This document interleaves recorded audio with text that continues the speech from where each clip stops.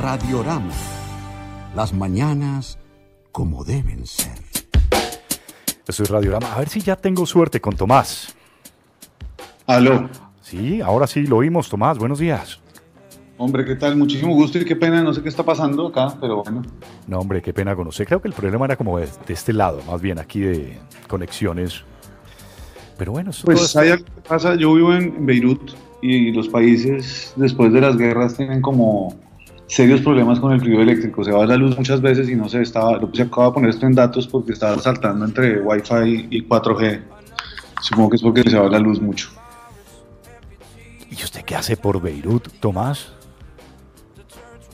Hombre, estoy en Beirut porque llevaba 10 años haciendo comerciales de forma ininterrumpida. Yo soy medio ñoño, entonces tengo una lista de los comerciales que he hecho en la vida y cuando pasé de 300 dije, bueno, hay que descansar si quiero hacer cine y realmente ponerme a hacerlo con juicio. Es un sueño que tengo hace mucho y en lo que he trabajado con cierta constancia, como llegar al cine y hace un par de años me gané un premio del Fondo de Desarrollo Cinematográfico del FDC para desarrollo de guión de largometraje. Y tenía ese guión como empantanado y es una película que sueño hacer y pues decidí como aprovechar una oferta de trabajo que le hicieron a mi esposa para ser la jefe de la Cruz Roja en Noruega acá en Líbano. Y me pareció perfecto tomarme un año para terminar mi guión, hacer mi primer cortometraje como director y hacer una pausa. He seguido yendo a Colombia a rodar comerciales y en Guatemala y en Ecuador trabajo yo. Y seguí haciendo comerciales, pero en una cantidad muchísimo más pequeña. Ya no ruedo todos los meses, es cuando me salen y cuando deciden como que vale la pena que yo vaya hasta allá. Pero pues pude cumplir con ese par de cosas que tenía empantanadas, mi corto y mi largo, empezar a hacer ese guión y terminarlo ya. Y ahora, antes de irme, nos vamos de Beirut este año y antes de irnos estoy terminando un documental que quiero terminar de rodar acá. Entonces como que fue un año súper productivo. Bueno, es que me surgen tantas preguntas, Tomás, pero debe ser fantástico esa experiencia en Beirut, ¿no? Eso es como un mundo distinto. Pues completamente, empezando por la ciudad, como es una ciudad básicamente reconstruida en gran parte después de unas guerras muy recientes, la del 70 al 80 y pico y la del 2005-2006. Y pues es una ciudad como que crece, pero tiene muchos rasgos de esa guerra y me ha servido mucho también. Pues yo soy un pacifista declarado, pero me ha servido mucho también para entender que el problema en Colombia es que siempre se nos trató de explicar la paz, pero primero hay que entender la guerra, y esa guerra de nosotros pasó como en partes tan alejadas a los centros urbanos o hicimos de cuenta que no existía. Me parece que los colombianos hemos tenido una capacidad no de tener una realidad nacional, sino de dividirla en múltiples realidades para vivir tranquilos. Y hablamos de pobrecitos los del campo y pobrecitos los de no sé dónde, pero nunca somos conscientes de que la guerra es un problema nacional. Entonces creo que hay un gran problema. La gente habló siempre de pedagogía para la paz, pero nunca habló de la pedagogía de la guerra. Y tuvimos un país que claramente durante algunos gobiernos negó la guerra, y pues es muy difícil que la gente se hubiera convencido de necesitar una paz cuando ni siquiera sintió que estaba en guerra. Y esta ciudad como que permanentemente me está recordando lo que es una guerra, y hay unos espacios increíbles completamente destruidos todavía en medio de una ciudad que se está reconstruyendo, que como que le recuerdan a la gente esa necesidad de no repetición constantemente, ¿no? Para un hombre como usted, que la creatividad tiene que estar activa, bueno, lo digo y guardando las proporciones, yo como publicista, pero digo guardando las proporciones porque no he llegado a los niveles suyos de creatividad, sobre todo en imágenes.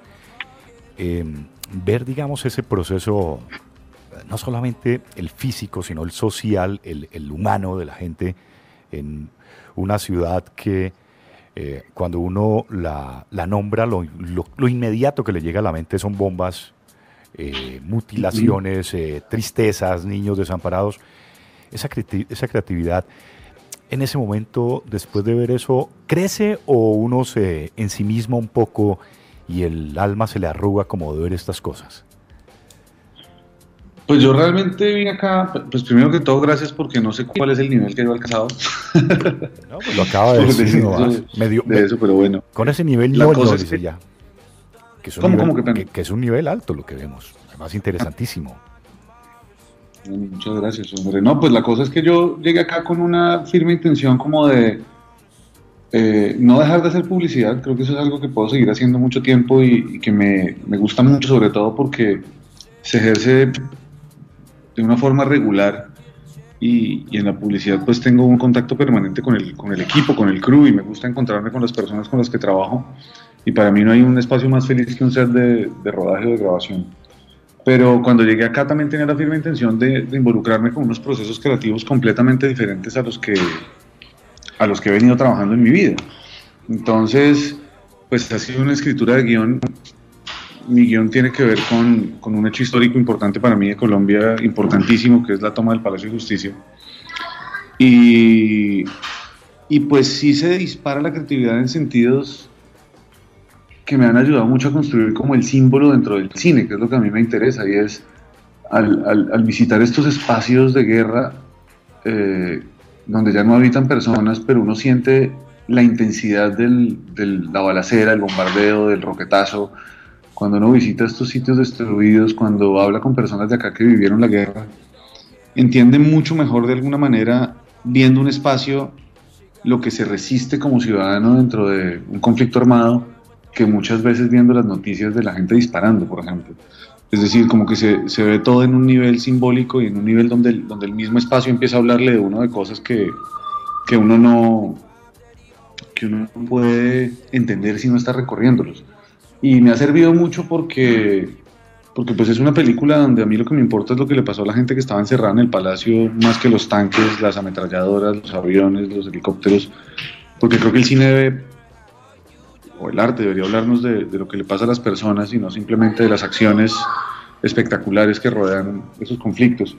Y ha sido un espacio muy útil para eso. Entonces siento que se potenció la creatividad frente a lo que estoy haciendo. Volví a comprar una cámara, volví a hacer fotos, y siento que me reconecté con algunas cosas que había perdido y que pues al fin y al cabo es lo que estoy buscando acá. Yo estaba pensando un poco, no sé por qué esta mañana y ahorita que hablamos y coincidencialmente me encuentro con Tomás hablando, bueno, de todo un poco, pero digamos en el plan de comerciales en televisión. Y pues no sé si dentro de esos planes o de esos comerciales, de los de la vivienda, por ejemplo, que son tan creativos y tan llenos de humor, ¿en esos ha participado o es en otro tipo de comerciales? He hecho comerciales de la vivienda. Hace un par de años entré con esa marca y alcancé a hacer 4 comerciales de la vivienda.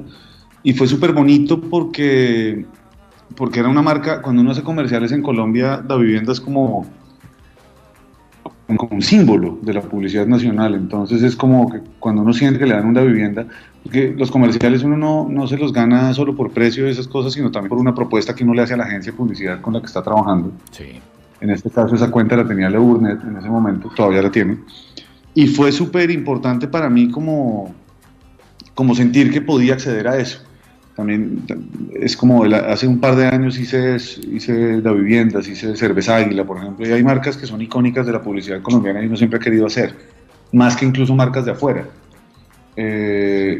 Precisamente porque son marcas con muchísima identidad. Y La Vivienda tiene una cosa chéverísima. Hice un comercial, bueno, están en mi página web, supongo que podrán ver cosas.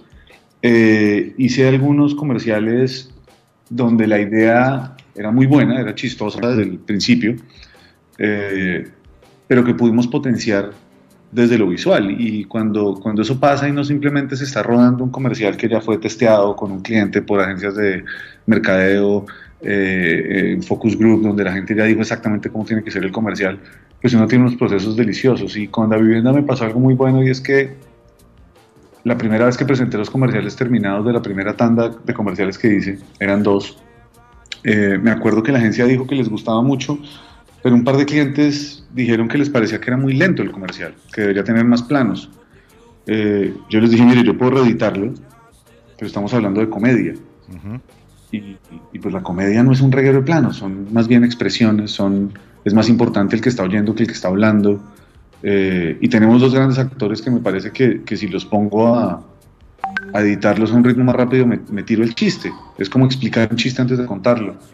y uno logra ganarse esas peleas en comerciales que realmente son de marcas que le exigen a uno la posibilidad de hablar un poco más del lenguaje cinematográfico y donde uno puede usar sus influencias, no solo sus referencias. A mí me parece que la publicidad está llena de referentes. Yo entiendo que los clientes no saben hacer un comercial y que para eso llaman a una agencia y que la agencia lo llama a uno, pero ahora quieren ver muchos referentes y a uno, ahora para ganarse un proyecto uno tiene que mostrarles una referencia de cómo actúa el principal, cómo se va a ver la comida, cómo es la luz, cómo es no sé qué, basado en otras cosas que ya están hechas.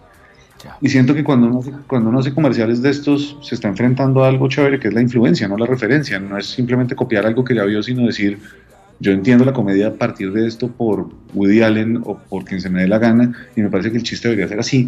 Y es otra forma de contar que me gustó muchísimo. Creo que esas cosas que son muy chistosas para la gente que las ve, realmente son las que terminan haciéndose más en serio por uno. Y a veces parecen fáciles, pero son las que más complicaciones tienen. Hacer reír a alguien es dificilísimo, hacer llorar a cualquiera con un bebé en cámara lenta abrazando a los papás, pero realmente sacarle una risa a alguien es complicadísimo. Sí, la risa es lo más difícil que hay, el humor es lo más complicado, porque además tiene que ser inteligente, pero rápido, y tiene que ser captado pues por mucha gente. Pero y a eso, pues precisamente a eso me refería yo muy temprano, pensando, sobre todo en los comerciales de la vivienda, porque es que el que se le mida a hacer un comercial de la vivienda tiene que superar los anteriores. Y entonces hace uno esa comparación, no sé, Tomás, si lo recuerdas, pero por ejemplo, para mí de los mejores, que siempre son los además que alcanzaron un nivel superlativo, porque en el Mundial de Fútbol uno esperaba el comercial de la vivienda, y los de 2010 fueron fantásticos, ¿no? El de Ricardo Jorge. Y entonces sí, eran buenísimos. Buenísimos, porque es que todavía los recordamos, y yo todavía trato de estar en YouTube viéndolos, y me río todavía un montón, ¿no? El superar eso. Creo que los últimos 2 mundiales los hemos extrañado, de hecho. Pero a eso iba yo, ¿no, Tomás? Que no lograron el impacto fuerte de lo que hicieron en el 2010, sin decir que son malos, sin demeritar lo que hicieron, pero sí alcanzaron un nivel muy alto en el 2010, ¿no es cierto? Ya como que no cautivaron tanto este año. Yo estuve pensando en eso un poco, y es que me parece que la publicidad no se basa tanto en unas cosas, pues cuando uno hace cine está hablando como de unas necesidades dramáticas, uno está contando cosas desde una plataforma diferente a la publicidad que tiene 20 segundos para contar una idea completa, y pues lo que usa es el insight, como algo como que la gente se identifique.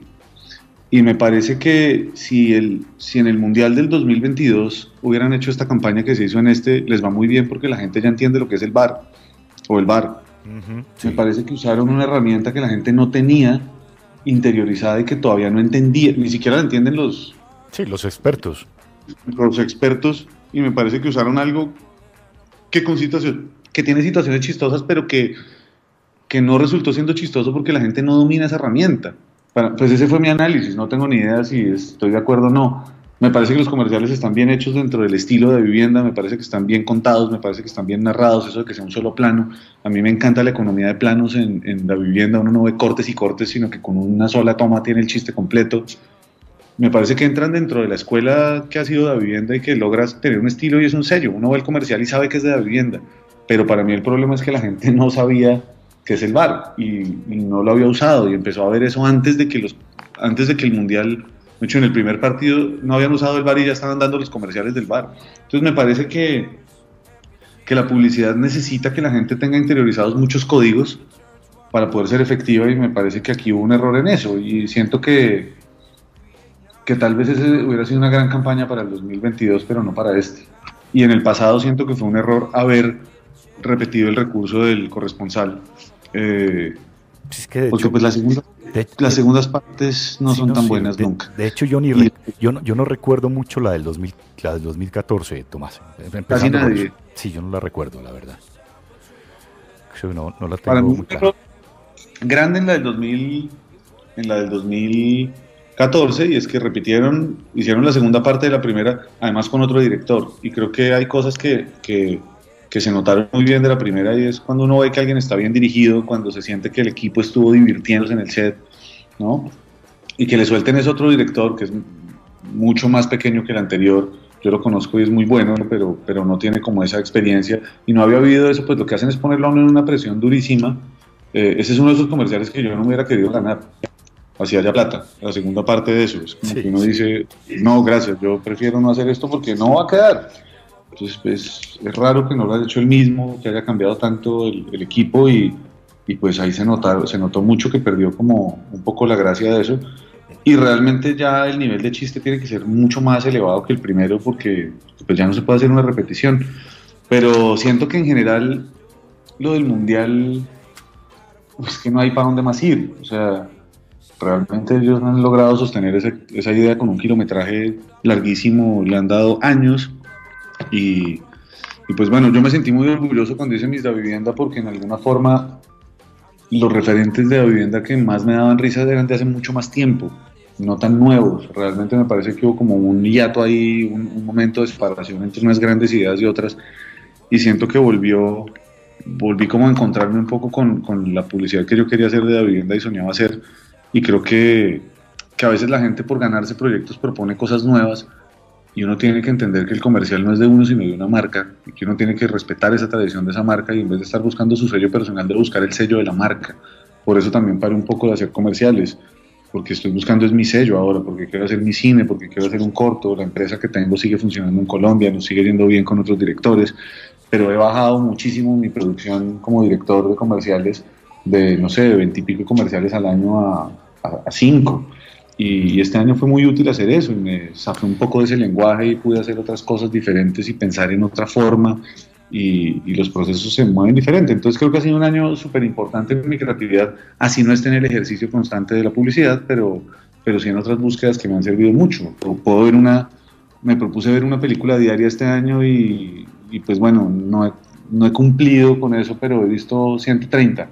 Entonces es como, es, poder hacer esas cosas me tiene feliz, y haber dado este paso a estar acá fue importantísimo como en realmente sentir que sí estoy cumpliendo con lo que me propuse. Todas que despeja uno la mente un poquitico y ve, por lo menos respira otras cosas. Pero yo me quiero, bueno, tengo, además que Carolina tiene otras dos inquietudes que ya voy con ella, pero yo lo tengo que aprovechar porque hacemos un poco dinámico el tema de la publicidad que nos encanta, y además que vivimos pues todos muy metidos en esto. Eh, digamos, las voces, y se lo digo y se lo pregunto, y me disculparán los oyentes porque lo voy a hacer a nombre propio, pero quienes somos locutores, pues buscamos muchos trabajos de voiceover o voces en off y esto, pero vemos que precisamente van cambiando también las fórmulas y ahora casi que necesita uno un director casi de escena para poner una voz en off. ¿Hacia dónde va ese desarrollo de esas voces en esa parte muy de comerciales, Tomás? Pues a mí la locución, esa es una parte que a mí me divierte mucho, la postproducción de los comerciales. Me gusta mucho dirigir locutores, me gusta mucho como hacer la mezcla sonora de un comercial, la mezcla entre músicas y los sonidos incidentales. Me gusta mucho como trabajar con sonido directo, y me gusta mucho cómo crece el comercial en postproducción. Pero sí hay una cosa muy complicada con la voz de los locutores, y es que eso es como el casting de los modelos. Se va volviendo un círculo súper cerrado y es muy difícil romperlo. Y muchas veces uno ya empieza a desesperarse porque las voces son súper repetitivas. Y porque hay una búsqueda que yo nunca he podido entender, ahí debo criticar un poco a los clientes y a las agencias, y es que siempre cuando uno recibe el brief del comercial le dicen, queremos una voz nueva, que sea súper natural, que no se sienta locutada, que pueda ser como usted o como yo, pero que sea armónica. Entonces hay un brief que ya se empieza a salir de todo porque es,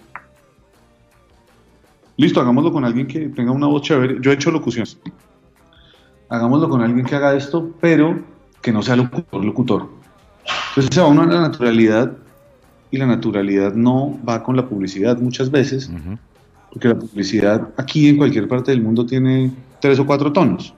Es decir, o hago un comercial promocional donde grito que solo por mañana la libra de papa está a 500 pesos en Jumbo, o que mis tarjetas SIM son más baratas que otras, o hago un comercial emocional donde estoy hablando de una comunicación celular, pero a partir de estar conectados entre papás e hijos, por decir algo, entonces ahí el tono se fue a otro lado, o hago una supremamente racional para explicar que de cada 25 personas, 10 pueden sufrir enfermedades mentales, entonces que es bueno ir a terapia, lo que yo quiera, pero digo, la racionalidad, la emocionalidad y la promoción son los 3 tonos que rigen todo.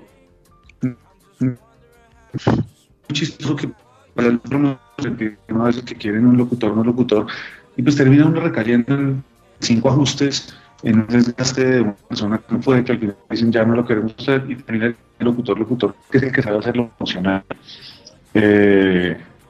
Y siento que la voz en off, pues es muy importante en la televisión colombiana porque mucha gente no ve televisión, sino que la oye, ¿no? Hay que hace el almuerzo con el televisor prendido, entonces se termina volviendo un ejercicio doble. Si está enfrente al televisor, chévere; si está en la cocina, chévere; si está tendiendo la cama, chévere; si está haciendo tareas con los hijos, hay televisor prendido. Yo ni siquiera tengo televisión en mi casa, pero hay gente que le encanta tener el televisor prendido así no esté viendo. Sí, Entonces siento que se volvió un ejercicio donde la voz es súper enfática y pocas veces le permite a uno ser completamente creativo y plantearse una forma de expresión diferente de la pieza que se está haciendo. Siento que es una voz por lo general repetida en intenciones, y que recae mucho como en esos clichés, pero la dirección es necesaria en la medida en que uno sabe, cuando uno ha estudiado juiciosamente su comercial y lo está dirigiendo. Es delicioso dirigir un locutor porque uno sabe en qué palabra está el énfasis, en qué momento esa palabra refuerza el plano que uno quiere, en el que caiga un acento. Y en eso sí me parece que es importante el director, ya que estamos hablando del director de escena. Me parece importante poder decir, esta frase va en tal forma, la otra subamos a no sé dónde, volvamos a bajar, acá hagamos un silencio para que cuando vuelva a decir la marca, después de ese silencio la marca ocupe todo, porque en ese momento va a ser la presentación del pack en la imagen. Sí me parece que es bueno que el locutor sepa lo que está pasando en el comercial. Yo a veces siento que hay mucha irresponsabilidad de muchos directores, colegas, en eso de llegar al set y hacer una toma buenísima de voz, pero no estrictamente contemplada frente a lo que está haciendo la imagen.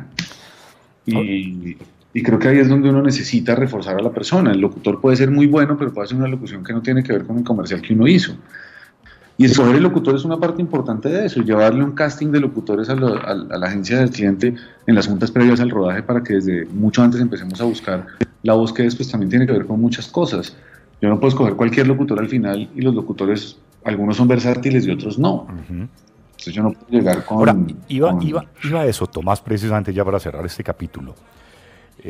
Usted que está a esta hora, bueno, ya son las 7 allá, ¿no? 7:07 en Beirut. 19:07. Y sí, un solazo increíble. En el Líbano ahora. Entonces, ¿alguna sugerencia suya, usted como un productor y un director de todas estas escenas y de comerciales de tanta experiencia, para digamos, vamos a enviar un demo, lo que llamamos nosotros un demo, a una agencia de publicidad?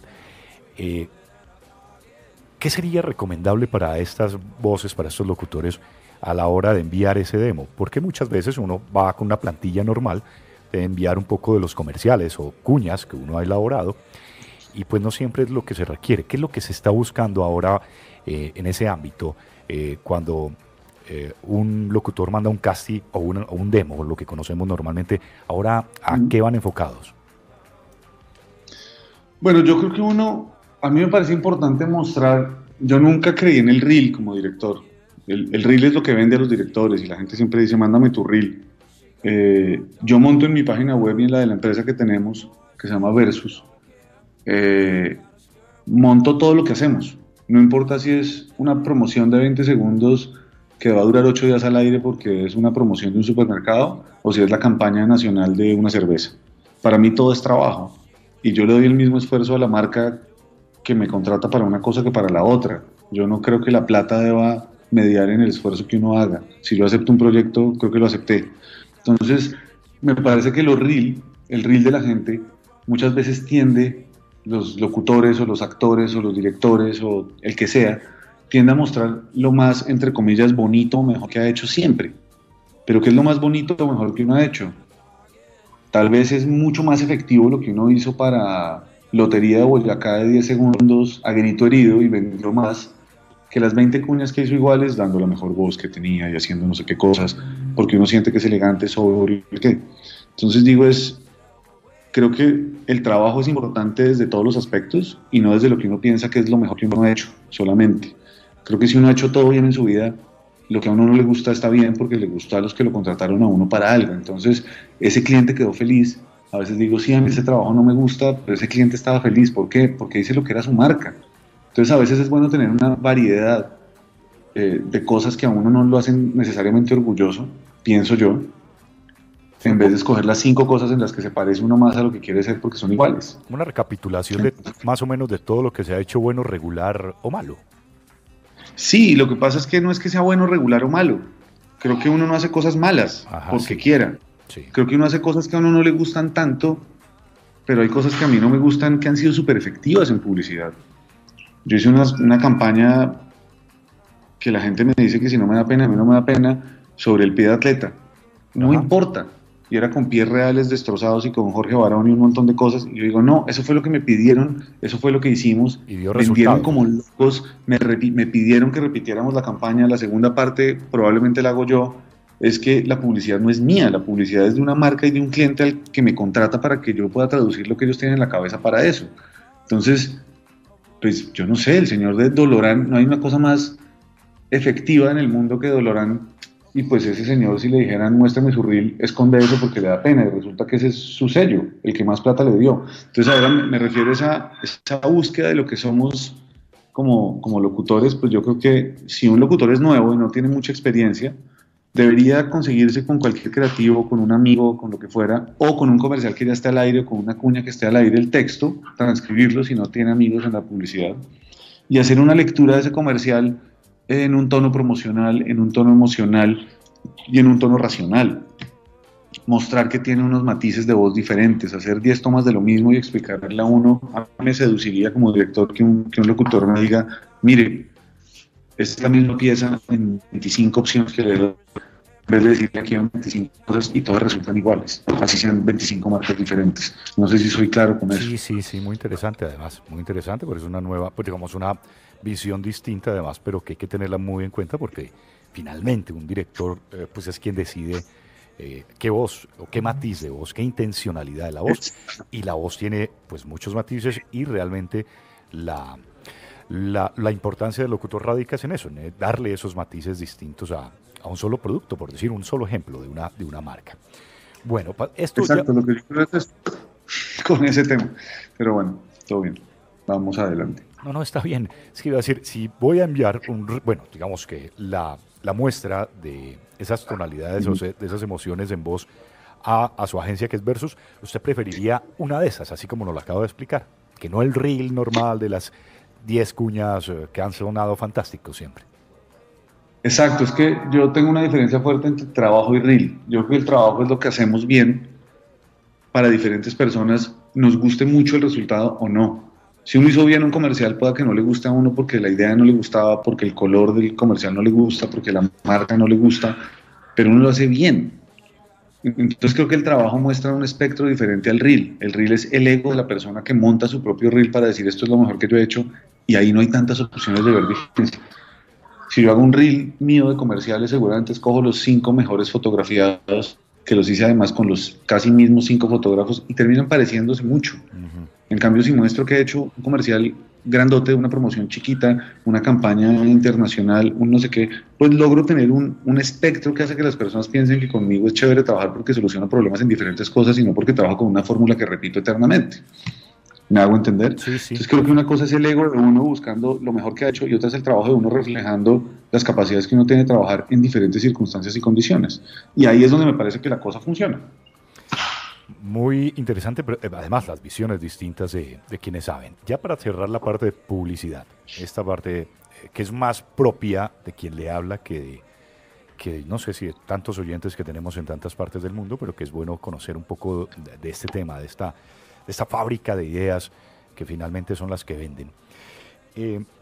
Ahora estamos viviendo, digamos que una era muy interesante en comunicaciones, ¿no? Ya hay muchas formas de comunicarnos, ya son no solamente la televisión, no solamente la radio convencional, sino que tenemos la internet. Y yo sigo insistiendo, y es una apreciación muy propia, puedo estar equivocado, pero que la internet nos cambió una forma de ver y de sentir el mundo. y que ya somos distintos gracias a la Internet, porque, pues bueno, gracias a la Internet, por ejemplo, tenemos este tipo de radios y lo tenemos a usted desde tan lejos y pues conversando de tantas cosas para tanta gente. Cuando se va a hacer publicidad, no estamos ya revisando sobre todo en la manera, dos cosas, a quién le vamos a llegar y segundo, cómo le vamos a llegar. En la forma ahora muy atomizadora de llegar a esas publicidades, digo, no las agencias, y ya hablando directamente de agencias en esta primera parte de la pregunta, las agencias se deben un poco atomizar un poco más y no reflejar sus productos en un solo canal, por decirlo, en la televisión o en la radio convencional. Ahora hay pues muchos canales más. Esa es una manera un poco de ver actualmente cómo hay que comercializar. Yo estoy de acuerdo con eso. Para mucha gente Internet sigue siendo el futuro y para mí ya es el presente, hace mucho. Creo que hay algo interesante. Ya no hay ninguna agencia de publicidad que no tenga un departamento digital sólido, que no entienda las necesidades de eso. Ya los presupuestos de televisión han bajado muchísimo en relación a años anteriores porque mucho dinero de las comunicaciones se está yendo hacia afuera. Colombia es un país en el que se va a seguir haciendo muchos comerciales, se van a seguir haciendo muchísimos comerciales, básicamente porque los canales son dueños, los dueños de los canales son los mismos grupos económicos que son dueños del no sé cuánto por ciento de productos que existen en el país. Pues eso hace... Casi los dueños del país, son casi los dueños del país, sí, es el mismo círculo vicioso siempre.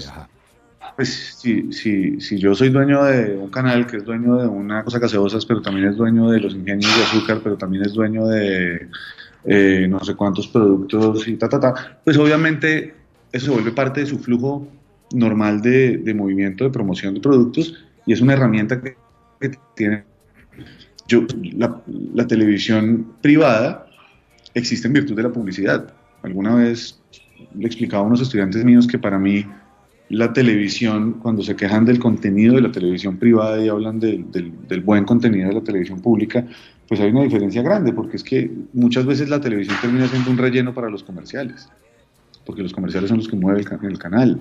Entonces, pues entre más pauta tengo, pues la televisión se vuelve un pretexto para pautar. Entonces muchas veces estamos viendo una televisión que no nos satisface en nada, que no nos devuelve nada, que no nos convierte en una mejor sociedad, pero que está llena de publicidad que ya está paga y pues para eso existe. Entonces,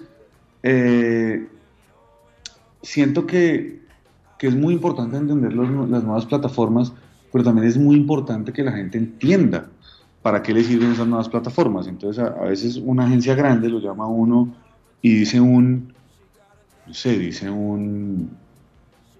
una persona de cuentas de la agencia, es que queremos cotizar un video viral con ustedes. Entonces yo digo, ok, coticemos el viral. Y empieza uno a leer la historia y resulta que el video no es un video que uno le daría un compartir automáticamente, lo ve y que le faltan un montón de cosas y uno dice, esta gente me está pidiendo que cotice un viral, pero la viralización no tiene nada que ver con el video. Es decir, todavía hay gente que no entiende muy bien para qué lo llama uno. Una viralización de un video son dos procesos. Yo le produzco un video y usted verá con sus influencers, con la plata que quiera invertir en eso, quién se lo va a retuitear, quién lo va a compartir, ¿no? Pues es diferente si yo le digo a Carlos Vives, le pago, o a James Rodríguez, le pago 100 millones de pesos porque comparta esto 2 veces en sus redes y ese señor hace que mucha gente lo vea, a que le diga a 20 personas de mi familia, pónganle compartir a esto porque solo lo ven los 20 de la familia compartidos entre ellos. Entonces es chistoso que todavía haya personas cotizando virales. La viralización es un proceso independiente de la producción del video. La viralización ocurre y el video se hace. El que ocurra una viralización depende de la calidad del contenido más la gente influenciadora que mueva ese video. O todavía hay muchas empresas que dicen, no, yo me voy a dedicar a los contenidos digitales porque la televisión se está agotando. ¿Y qué son contenidos? Porque igual los comerciales son un contenido. O sea, desde que existe una imprenta en el mundo, desde que Gutenberg hizo la imprenta, pues ya hay gente haciendo cosas para esa imprenta, porque ya se supera la oferta de lo que se está emitiendo, ¿no? Ya no es un libro cada no sé cuánto que alguien escribió a mano, sino empieza automáticamente a producirse más contenido del que la gente está capacitada para leer, y entonces pues eso se vuelven recipientes que hay que llenar, y el contenido es un concepto que existe hace muchísimo tiempo, pero que la gente ahora está tratando como de darle un nuevo sentido y como de entenderlo diferente.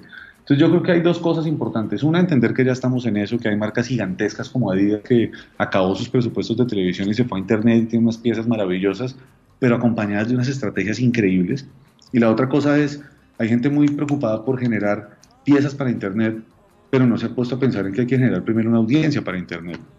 Entonces, si yo abro una página que se llame www.mismaticas.com y empiezo a cuidar matas y empiezo a enseñarle a un montón de señoras cómo cuidar jardines, seguramente cuando tenga 5.000 señoras metidas en mi página, le digo a los de jardines no sé qué, que si quieren pautar en mi página, empiezo a buscar patrocinadores de personas que tienen artículos de jardinería o de personas expertas en decoración de jardines, lo que sea. Y entonces empiezo a generar un flujo de pauta relacionada a la audiencia que yo ya creé.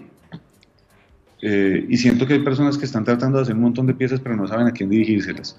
Y dirigir audiencias cuesta mucho porque hay que montar plataformas y hay que crear fidelización de las personas y esas personas algún día estarán dispuestas a recibir lo que uno les pase. Pero primero se crea la audiencia y después se crean piezas para su audiencia. No puedo empezar a pensar en que yo simplemente hago piezas a ver qué pasa y que las pongo por ahí.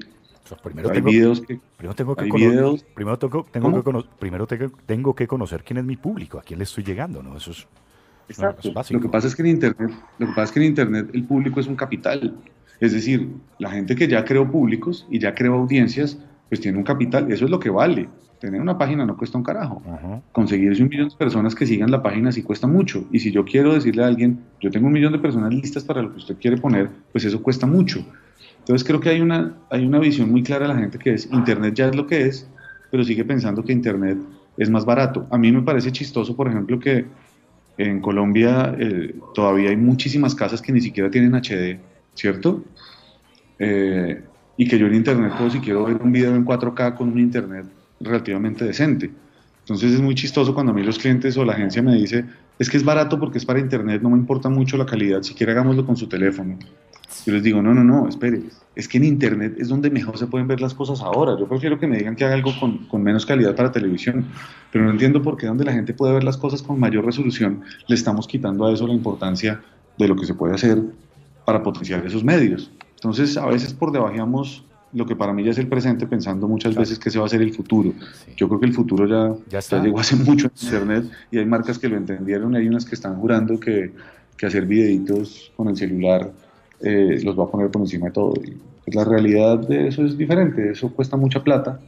Hay un video muy famoso, alguna vez leí ese caso, un video que hizo Diesel, que tomó unas películas porno y lo que hizo fue hacer unas animaciones encima de, como hizo unas animaciones como si fuera una fiesta de personas en 2D sobre las imágenes de la película porno. No sé si has visto ese video. Sí, creo que algo hice.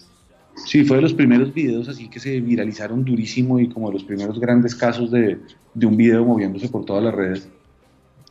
Ese video costó, no sé, las imágenes ya están, la animación alguien la puede hacer por tanta plata. Es un video que no cuesta $20.000, pero haber logrado que se volviera un fenómeno y que las personas importantes que dijeron, vean este video y lo pusieron en sus redes, costó $400.000 moverlo.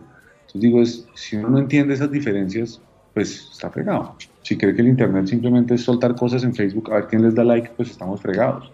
Yo creo que nunca he tenido en mis redes una cosa que haya pasado de 1.000 y pico de compartidas, ¿no? O sea, eso es muy complejo que uno quiera, y eso es harto.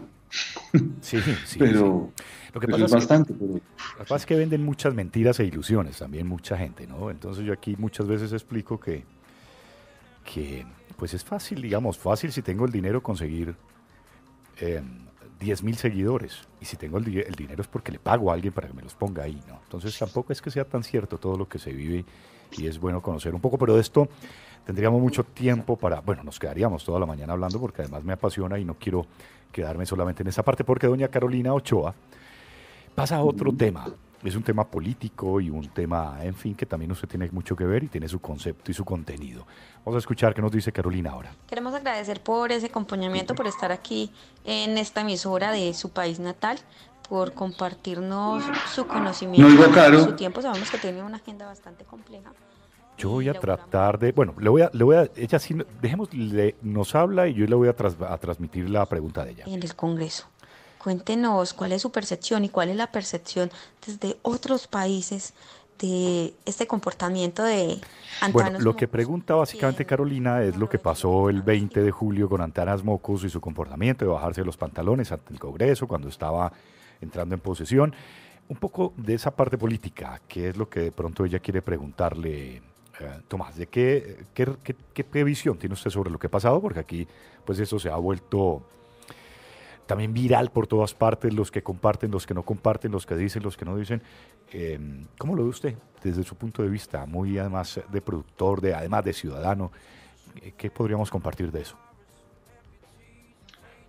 Bueno, hola Caro, si me oye Caro, porque yo no la oigo. Caro fue la persona que me contactó, de hecho, para Sí, que claro. estuviéramos acá hablando, Sí, por una cosa que escribí en Facebook sobre eso que pasó con Antanas. Y yo principalmente creo que desde mi orilla, porque creo que este es un momento de la vida en el que uno tiene que tener una orilla bien establecida porque el mundo está bien complejo. Eh, Siento que los estándares éticos del mundo, pues hay quienes los usan para acomodarse ahí. Yo creo que uno tiene que luchar para que sean un poquito más altos. Y desde que ejerzo mi paternidad, tengo dos hijos, Mateo y Lucas, de 7 y 6 años, pues he encontrado algunas dificultades frente a un mundo que lo que nos está diciendo es que hay que vivir en una tiranía de los niños, por ejemplo, donde se nos coarta la posibilidad de reprimir un montón de cosas que creemos que están mal en ellos porque básicamente nos están pidiendo que coronemos a estos niños como los reyes de esta generación y que les mostremos que somos las personas más felices, pacíficas y exitosas. Y yo siento que eso se puede hacer sin quitarnos nuestra violencia de la naturaleza como humanos. Para mí fue súper importante de este evento de Antanas entender que me parece antinatural que los seres humanos quieran reprimir su posibilidad de ejercer la violencia, pero lo que sí me parece bien es que la ejerzamos desde una forma responsable. Es decir, creo que debemos resignificar la violencia y debemos resignificar algunas formas en que hacemos las cosas para que los demás entiendan, pero no dejar de hacerlas. Es decir, ¿qué hubiera podido pasar en esa sesión donde Antanas Mocus se ha parado 14 veces a pedir silencio porque está hablando un colega de él y nadie está haciendo caso, donde les hace señas y les pide que por favor se detengan porque él está tratando de oír, porque él sí está interesado en lo que los demás no? A mí me parece que lo que están haciendo los demás es absolutamente de violento. manera Me parece que respetar a una persona que está hablando en un entorno donde todos deberían estar interesados ahí porque todos son parte de lo mismo, donde debería haber un pensamiento crítico de los que oyen sobre lo que está pasando enfrente, hace que cualquier forma de no estar presentes en ese sitio, porque una cosa es estar ahí sentado, otra es estar haciendo otra cosa, hace que la persona que está allá adelante y los que están tratando de estar poniendo cuidado, lo mismo que en un salón de clase, lo mismo que en una convención, lo mismo que en un congreso, lo mismo que en cualquier cosa, o que yo no estuviera poniéndole cuidado a ustedes con lo que me están preguntando, pues simplemente hace que yo sea una persona que está ejerciendo una cierta violencia sobre ustedes. Entonces, tuve una cosa que me pasó hace un año aproximadamente con Mateo, mi hijo mayor. Y es que tipo, pues es calmado, no es una persona, no es un niño de estos que tengan 1000 episodios de histeria permanentes. Pero el año pasado llegué a la casa y él estaba con la niñera acá en Beirut y con Lucas, su hermano, en una gritería que yo no entendía cuando entré. La niñera estaba completamente en shock, este niño manoteaba, pataleaba, gritaba, traté de hablar con él, siento que cometí un error y es que empecé a hablar en inglés para que la niñera entendiera y pudiera entrar yo en el contexto de lo que estaba pasando y por qué se armó esto. Creo que uno tiene que usar las lenguas maternas cuando es emocional y no irse a otra lengua, pero bueno, eso ya es otra cosa. Y empecé a hablar con él y no entendía qué pasaba y la cosa empezó a escalar y este tipo gritaba más, pero era rojo casi, no sé, cianótico pues de aguantar la respiración de la gritería en la que estaba ahí y en un llanto incontrolable y muy grosero con la niñera y con el hermano. Entonces pues le pegué un par de gritos creyendo que mi autoridad y mi voz iba a ser suficiente y resulta que el tipo se puso peor y empecé a gritar más. Y muy rápidamente me di cuenta que cuando uno está en una situación de violencia irracional, poseído por la irracionalidad de la violencia, pues no hay nada que hacer diferente a buscar otra forma de hacerlo, porque si me llegara a ir yo por el lado de la violencia, pues termino dándole una cachetada y asumía en lo que escribí que tenía ganas de pegársela, pero pues obviamente yo no voy a hacer eso. Pero pues creo que todos los papás hemos vivido momentos en los que uno dice, quiero darle un cachetado a este chino, pero bueno. Entonces pasé por ahí, pasé por todo y estaba tomando un vaso de agua que me acaba de entregar la niñera y no sé por qué se me ocurrió lanzárselo en la cara.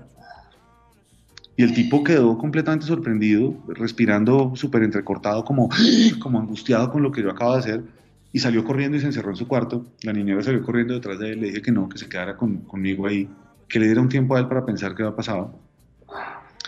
Lo oímos como hablando solo en su cuarto, como sollozando y quejándose, y salió a los, no sé, 10 minutos, realmente se tomó un tiempo largo.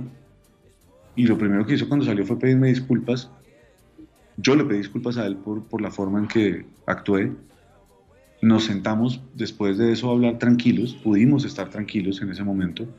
Me explicó por qué estaba frustrado, qué fue lo que pasó, y entendí un montón de cosas. Le pedí que fuéramos juntos a pedir disculpas, él y yo, a la niñera y al hermano por la forma en que nos portamos. Lo hicimos,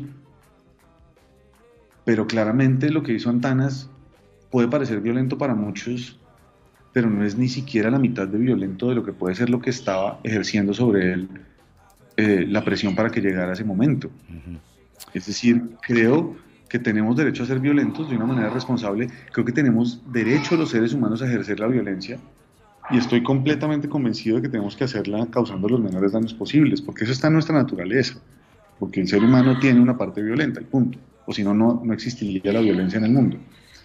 Lo que yo creo es que uno no tiene que deliberadamente hacerle daño a nadie, pero sí resignificar la violencia y poner unos límites desde lo simbólico. Cuando yo le tiro el vaso de agua a este niño, le estoy diciendo, me estás llevando a un punto al que nunca me has llevado. El agua no lo va a enfermar, el agua no le va a generar una herida, el agua no lo va a traumatizar históricamente, y me abre una ventana para que yo pueda pedagógicamente dialogar con él. No quiere decir que ahora cada vez que tengo un problema en la casa, no quiere decir que ahora cada vez que tengo un problema en la casa le esté tirando un vaso de agua a nadie. Pasó una vez, incluso lo hablé con sus profesoras, por si él llegaba a decir algo en el colegio, me parecía interesante que estuvieran en un contexto de eso, y efectivamente el tipo habló de eso en el colegio. Pero lo que sí me parece importante a mí es reivindicar ese derecho que tenemos de no caer en el discurso. Yo soy oposición de este gobierno que entra, soy oposición en muchas cosas del gobierno saliente, aunque estoy completamente unido a su lucha por conseguir la paz.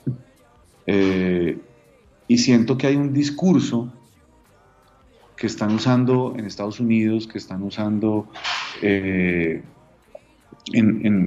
lugares donde está la extrema derecha montándose muy fuerte, que es el de los que queremos paz o los que hablamos de otras formas de solucionar las cosas no tenemos derecho a ser violentos. Es decir, cada vez que hacemos algo que transgrede la supuesta paz de la que hablamos, nos lo reclaman para neutralizarnos. Y me parece completamente peligroso que caigamos en esos discursos en los que están entrando ahora. Y es como, yo no puedo criticar nada porque estás atacando al nuevo gobierno que no ha empezado, hablas de unión y de paz, pero estás utilizando un lenguaje de odio. Entonces, no sé, a mí me parece que la campaña anterior tuvo un discurso grandísimo en el que decían que Gustavo Petro estaba generando un odio de clases. No, está hablando de los pobres y sus derechos. Bueno, a propósito, dos últimas preguntas de Carolina, porque ya pues hemos abusado mucho del tiempo de Tomás, y precisamente a ver si aquí sí podemos escuchar a Carolina, por lo menos por dos vías. Voy a tratar de que la escuchemos. De manera interna hablábamos referente a todo este proceso que ha sufrido Colombia a partir de la Colombia humana, en donde su opinión es que se necesita una unidad y sus palabras no para convencer al otro, sino para unir fuerzas y continuar con la necesidad de un cambio. Háblenos un poco sobre esa sensibilidad que tienen también las personas pertenecientes al arte, el teatro, la actuación, la dirección, la cultura, con este momento de cambio, de renovación que quiso tener Colombia, y cómo consideran que le voy a traducir la pregunta. que nos podemos unir y podemos fortalecer unos ideales que exigen un cambio. Bueno, es que tenía problemas acá, pero bueno, básicamente lo que dice Carolina es que cómo fortalecer un poco la cultura con todos esos cambios que se vienen y pues dentro de esa Colombia humana que usted, digamos, que la cual sigue, ¿cuál podría ser esa propuesta?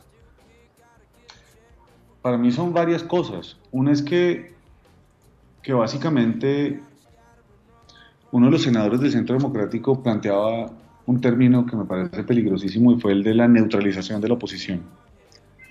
Y me parece que lo que tenemos que hacer es no dejarnos neutralizar, básicamente. Es decir, me parece peligrosísimo entrar en un discurso en el que la unidad representa no poder estar en contra de algo. Yo no votaría por Gustavo Petro para defenderlo a muerte de cualquier cosa que haga, así esté mal. Yo voto para ejercer mi derecho como ciudadano a exigirle a la persona por la que voté que haga lo que me prometió y por lo que hizo que yo votara por él. Siento que la sociedad colombiana se está comportando de una forma completamente infantil, porque lo que hace es defender al que gana por sentirse ganadora y castigar al que perdió. La verdadera unidad tendría que ser diferente, tendría que llevarnos a unas búsquedas de unos consensos diferentes y nos debe permitir ejercer la protesta de formas libres, simbólicas, no violentas. Es decir, el señor Antanas Mocus hubiera podido voltearse y pegarle un puño a un tipo que tenga al lado porque no se calla, hubiera podido gritar durísimo interrumpiendo al que estaba hablando, y lo que hizo fue buscar una forma simbólica dura, clara, contundente, pero no violenta en comparación a lo que está pasando en un congreso en el que hemos visto entrar a Salvatore Mancuso a dar un discurso en el que el señor Álvaro Uribe Vélez, durante el discurso del mismo 20 de julio del presidente de la República, que duró 45 minutos, puso 64 tweets, siendo que debería estar trabajando y no haciendo eso, y a la gente no le parece violento eso. Entonces, siento que no debemos dejarnos neutralizar, y creo que es un momento en el que la polarización que vivimos es buena. Es decir, hay orillas, hay dos puntos de formas de ver el país en el que estamos y que tenemos que seguir construyendo. Entonces yo me he dado cuenta que lo que empezó a pasar es que hace un tiempo los que no estábamos de acuerdo con una cosa y los que no estaban de acuerdo con otra, tratábamos en redes y en algunos discursos de comidas, mesas, clases, lo que fuera, de convencernos unos a otros de la razón que tenemos. Yo hace un tiempo entendí que no tengo por qué hablar con nadie en esos términos cuando esas personas parten de plataformas tan distintas a las mías. Yo lo que creo que tenemos que hacer los que pensamos diferentes, si se dice así, al establecimiento actual, al gobierno entrante, es exactamente construir un discurso entre nosotros y fortalecernos entre nosotros. Siento que lo que está pasando es que empezamos a hablar entre personas que estamos de acuerdo y, no sé, a mí me encanta, por ejemplo, hay un crítico de cine colombiano y escritor que se llama Pedro Adrián Zuluaga.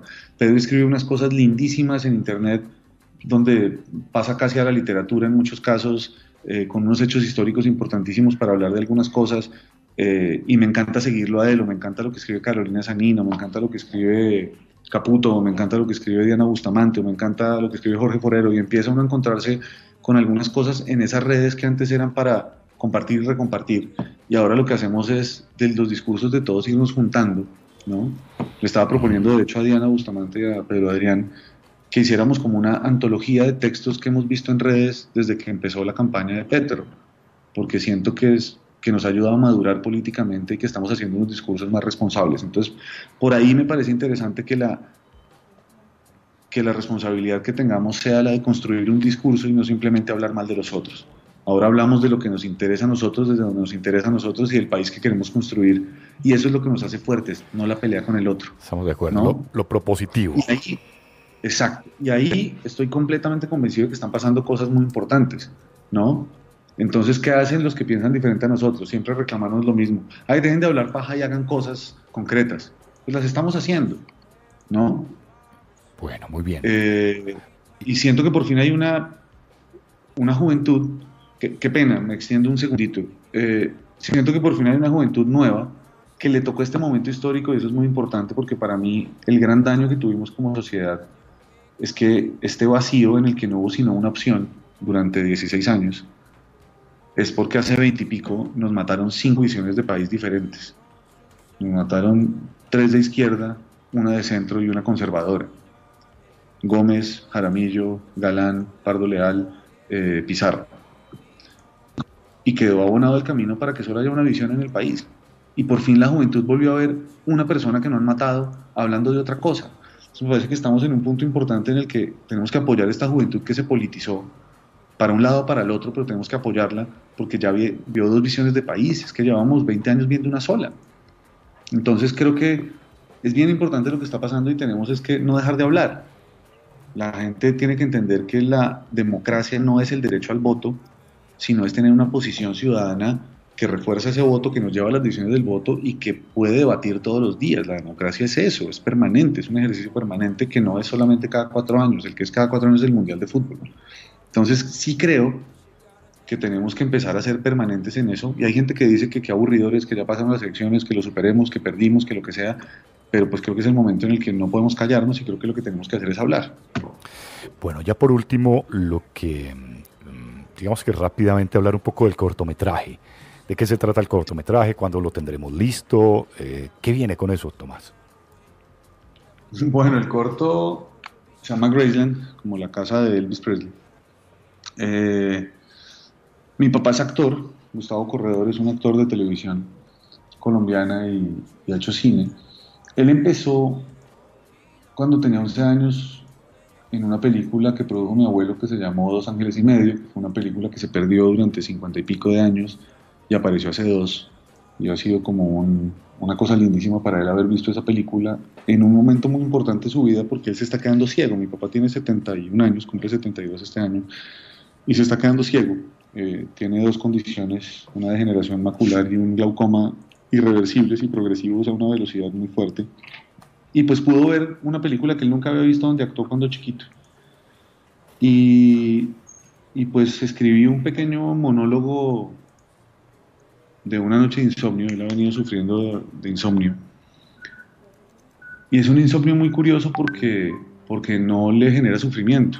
Cuando no duerme, simplemente no duerme, hace cosas durante la noche, pero no se despierta cansado. Cuando duerme, así sea 1 hora, o si no duerme, no está todo el día destruido. Pues no es como algo que le talle durante el día y que le parezca un padecimiento. Entonces, algo muy importante de esto fue escribirle un pequeño guión sobre una noche de insomnio en el que yo creo que la vida no le está quitando el sueño, sino que le está enseñando a vivir sin luz. Y pues fue como darle una vuelta un poco poética a esta condición, y pues ya lo hicimos. Lo rodé con... pues fui productor, aunque yo no soy productor sino director y guionista. Fui el productor porque pues pagué el corto, pero tuve la suerte de contar con un equipo y un apoyo importantísimo de las personas con las que me rodeo en esto y con las que sueño hacer cine, y pues todos pusieron su trabajo, es decir, lo pagamos entre todos, pero me dieron el título de productor por haber puesto una plata, y lo hice en coproducción y asociado con Burning Blue, que son Diana Bustamante y Jorge Forero, que para mí son las personas que han hecho el cine que más me gusta de este país y con los que quiero seguir esta carrera. Y pues ya está terminado, ya está listo, y vamos a empezar a ver dónde lo mandamos y a qué festivales vamos y cómo lo empezamos a rotar. Pero yo creo que es un corto que este año ya se verá en Bogotá. De alguna manera le haremos un estreno y empezaremos a moverlo y pues empezar a ver qué más hacemos, porque estamos ya es como consolidando el camino hacia el primer largometraje, y esa es la idea. Pues vamos a estar muy pendientes, Tomás, de este trabajo, de esta producción. Además, porque yo he estado hablando mucho estos últimos meses de mucho cine, sin saber, ojalá supiera de cine. Pero sí tengo gente a mi alrededor que conoce un poco del tema de cine, actores, sobre todo en España, inclusive con Tania de la Cruz, que debe estar por venir y que ha hecho cosas muy interesantes en el País Vasco, en España, y a quien vamos a tener aquí. Y hablaba mucho de qué bueno tener espacios, digamos como con este tipo de radio que es un poco multimedia, para sacar esos espacios, y no sé qué, en algún proceso de la semana o del mes, poder reproducir cortometrajes que se quedan por ahí y que no siempre la gente puede observar, porque hay otras posiciones de quienes compran estas películas o estos cortos. Sería bueno de pronto poder ubicar muchos de esos cortometrajes que se quedan por ahí sin que la gente conozca, y aprovechar estos canales alternativos para que la gente pudiera verlos y conocerlos, ¿no, Tomás? Me parece lindísimo. Yo no sé si ustedes se acuerdan de un bar en Bogotá que se llama In Vitro, en el que empezó en los 90s un movimiento, bueno, no en los 90s, sí, como empezando este siglo, unas noches de cortometrajes que se llamaban In Vitro Visual, a la cabeza de Jaime Manrique, una persona que se dedicó con mucha visión a cuidar el cortometraje colombiano, y ahora es el gestor y fundador de Bogo Shorts, el gran festival de cortos que tiene Colombia, que este año tiene la 4ª edición, que ya es internacional, que es gigante, que es una maravilla. En Cine Tonalá en Bogotá tienen la sede de Bogo Shorts y todos los martes hay un Bogo Short Sessions donde muestran un corto. Yo creo que, por ejemplo, es una persona que al tener un festival y al recibir muchísimos cortos y dejar muchos afuera, debe tener una base de datos increíble de cortometrajes que no han sido exhibidos y que a lo mejor se pueden ver por ahí, o también él siempre está como abierto a esta construcción de espacios alternativos para la exhibición del corto. Creo que es una buena persona para que se pongan en contacto y hablen con él si algún día logran algo, sería maravilloso también. Fantástico. Ustedes están en Quindío, ¿no? Estamos en Armenia, Quindío, sí. En Armenia. Yo en Armenia tuve un par de experiencias con unos talleres que se llamaban Imaginando Nuestra Imagen del Ministerio de Cultura. Fui profesor allá 2 veces del INI, de esos talleres del Ministerio de Cine, y es un sitio absolutamente lleno de gente que quiere hacer un montón de cosas. Rodé en Armenia y en Salento, y me acuerdo que es como realmente una pasión durísima de los que estudian comunicación, empezar a encontrar caminos para hacer cine, y chévere que logren esos espacios, porque creo que la difusión es de las cosas más complejas a las que se enfrenta cualquier persona que quiera hacer algo en cine en este país. Y hacen cosas fantásticas aquí, por ejemplo, Cine en las Montañas, que es un evento que yo sé que lo hacen digamos que con las uñas. Bueno, por ahí van consiguiendo, de a poco ya van para la 5ª edición, pero sobre todo que llevan los talleres de cine a los niños de las escuelas, que eso me parece fantástico. Por eso abrirle posibilidades a los niños que conozcan cómo trabaja una cámara, cómo es un plano, en fin, hacen cosas muy bonitas. Y bueno, pues nada, por aquí... No sé si conocen a Gustavo Carvajal. Bueno, al señor Carvajal lo tenemos también con Orígenes, que es otros eventos también de música y folclore. En fin, hay mucha cosa. Necesitamos es fortalecer esos medios de comunicación. Fui estudiante de ese taller mío, y después llegó a Bogotá a buscarme y terminó trabajando conmigo, hizo asistencias de dirección mucho tiempo conmigo, y ahora es director de comerciales y está volando y ya hace cortometrajes y de todo. Y me parece que uno tiene que estar en eso. Si uno se está moviendo y planteando hacer cosas, termina encontrándose gente y haciendo cosas chéveres. Pues seguramente nos vamos a encontrar en esta ruta de tantas posibilidades que hay para que la gente tenga otra percepción de la vida. La vida tiene matices, y esos matices a través de la cultura, a través del arte, del cine, de la publicidad, de cómo vendemos muchas cosas, pues se va moviendo también. Ha sido un placer, Tomás, saludarlo, conocerlo, y pues yo creo que seguramente vamos a tener la oportunidad luego de encontrarnos otra vez hablando pues de esto que es tan fascinante del cine, inclusive de cosas políticas. Y aquí, afortunadamente, en estos canales independientes, y yo siempre digo, la independencia cuesta, pero es muy buena, ¿no? Porque donde estuviéramos ligados a una gran marca o cadena, en este caso radial, pues tendríamos que medir mucho de lo que pensamos, ¿no? Y pueden ser distintas formas de pensar, pero que siempre hayan canales de respeto en los cuales se puedan elaborar discursos interesantes para finalmente la gente que nos escucha, que es a quien le debemos llegar. Hemos aprendido mucho hoy y ha sido muy grato saludarlo, Tomás, esta mañana para nosotros, esta noche ya para usted en Beirut. Mi hermano, muchísimas gracias. Un saludo, Federico, y a Carito también un abrazo, aunque nunca pude oírla, que mucho gusto a los dos. Y pues aquí estoy para lo que necesiten, y ya conociendo su emisora y oyendo la música que estaban sonando mientras los esperaba, seguramente la voy a oír mucho más seguido. Conózcala, yo siempre la he definido, esta emisora multimedia la he definido como una emisora decente. Y decente significa que respetamos muchísimo nuestro lenguaje, la música que suena. Es un rock pop, básicamente una música adulto contemporánea, pero más allá de la música que puede sonar igual en otras partes, es cómo la tratamos y cómo tratamos a nuestros oyentes. Y yo siempre digo, sea un oyente o sea un millón, ese solo oyente merece todo nuestro universo de conocimientos para entregarle lo mejor que cada uno de nosotros tenemos. Y parte del respeto que le tenemos a ese oyente es tener invitados como usted, Tomás. Así que bienvenido a esta familia. Muchas gracias y 1000 abrazos. Cuídense mucho. Lo último, ¿usted tiene alguna página? Es que me están preguntando por aquí desde Miami que si hay alguna página donde lo puedan encontrar. Página web, sí, o en su portal en Facebook, ¿cómo? Pues bueno, en Facebook me llamo Tomás Corredor, Tomás con tilde en la A, y la foto es una foto blanco y negro, soy calvo, de barba y tengo gafas redondas. Ahí lo están viendo en el streaming de todas formas también. Perfecto, exacto. Y yo no estoy viendo, entonces Y la otra es por mi página web, www.tomascorredor.com. Tal y como está escrito Tomás Corredor, todo en minúsculas y sin tilde, obviamente, porque es la web, sin H intermedia ni nada. Tomás Corredor, TOMAS Corredor.com. Ahí tengo mi reel de comerciales, tengo algunas cosas de fotografía que hago y básicamente, pues ahí hay un contacto para el que quiera. Mi correo es tomascorredor.com, es muy fácil y pues ahí estoy para lo que sea. Muy interesante, Tomás, gracias por tanto y pues nada, seguiremos en contacto. Un abrazo siempre. Muchísimas gracias, que estén muy bien. Hasta luego. Hasta luego, Tomás Corredor. Bueno, hemos hablado hoy un poco extenso, pero es que mucho contenido dentro de esta nota que nos hemos conseguido con Carolina, a quien le agradecemos desde Antioquia. Mucho por aprender y por decir, además. Carolina siempre nos trae muy buenos personajes a quienes entrevistar y es magnífico tener a Tomás Corredor hoy aquí. Aprendimos mucho de él, definitivamente. Estamos ya a la parte final de Radio Rama.